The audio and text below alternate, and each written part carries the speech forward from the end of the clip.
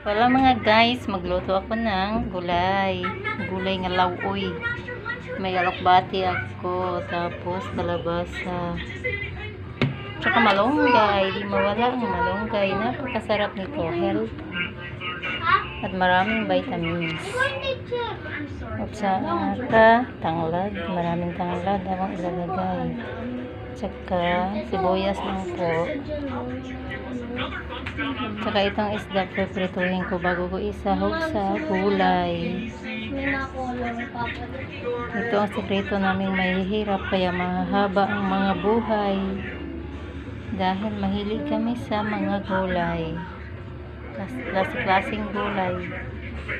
Kukuha pa ako doon sa taas ng talbos ng kamote. Ihalo ko dito. Mga guys, ang lulutuin ko. Na himay ko ng malunggay. Nahiwa ko na din yung kalabasa nga konti lang sinahog ko kasi ang mahal ng kalabasa. Ayan na mga guys, nilagay ko na yung kalabasa. Masarap na sabaw kasi maraming tanglad. Green na green ang sabaw. Masarap to mga guys, sigupin kasi marami siyang tanglad. Sunod ko na ang alokbati. Ano? Ang ganda?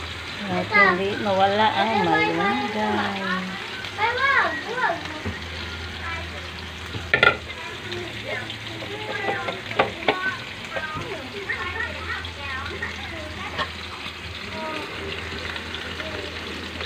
Takpan ko muna ito mga guys habang hinihintay ko maluto ang isdang aking isahog. Guys, medyo pinakuluan ko ang aking gulay para magiging green ang sabaw kasi yung isa kong anak ay mahilig sa sabaw, pero ang gulay ay konti lang ang kainin niya. Medyo green na po siya. Malapit nang maluto ang aking pangsahog.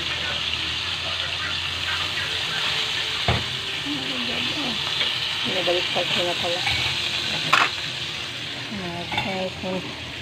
Ito lang ang sahog ko. Guys, luto na ang ating sinabawang gulay. Nga with isda. Off ko na yung apoy. Luto na. Yun yung kanin namin.